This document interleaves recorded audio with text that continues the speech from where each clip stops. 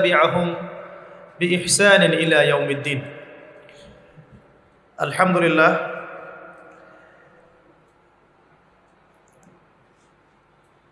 আপনাদের এলাকার নাম হচ্ছে বদরগঞ্জ। হ্যাঁ, বদরগঞ্জ। বদরের যুদ্ধ কত হিজরিতে হয়েছিল? বদরগঞ্জবাসী জানেন কিনা বলেন? বদরের যুদ্ধ কত হিজরিতে হয়েছে? বদরগঞ্জবাসীর এই খবর আছে কিনা, জানা আছে কিনা? জি বলেন। আপনারা তো জানেন, আলেমরা তো জানেন, আলেমদের কথা বলছি। জি, খ্রিস্টাব্দ না, হিজরি বলেছে। কত হিজরি?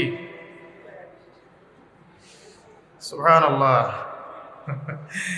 সুবহানাল্লাহ। হ্যাঁ, গুগলে সার্চ দিয়ে বললেন নাকি? উত্তর ঠিক আছে, মাশাআল্লাহ। নবী সাল্লাল্লাহু আলাইহি ওয়াসাল্লাম নবী হয়েছেন 40 বছর বয়সে। কত বছর?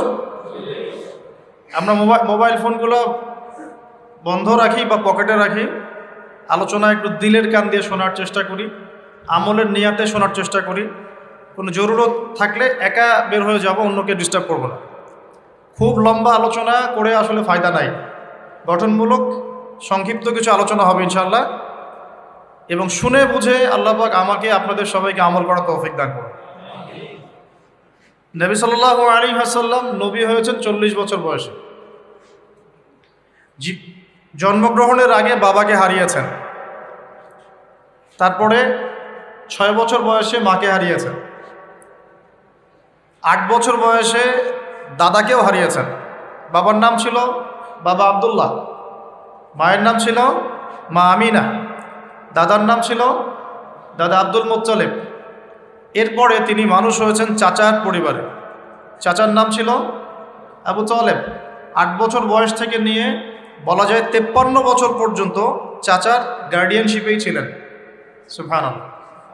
এই চাচা আবু তালেব নবী সাল্লাল্লাহু আলাইহি ওয়াসাল্লামের জন্যে এবং দিন ইসলামের জন্যে, কারণ তার ভাতিজার দিন তো তারই দিন,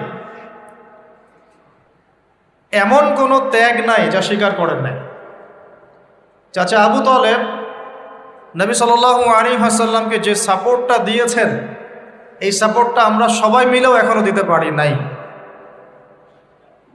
বিশ্বাস করেন?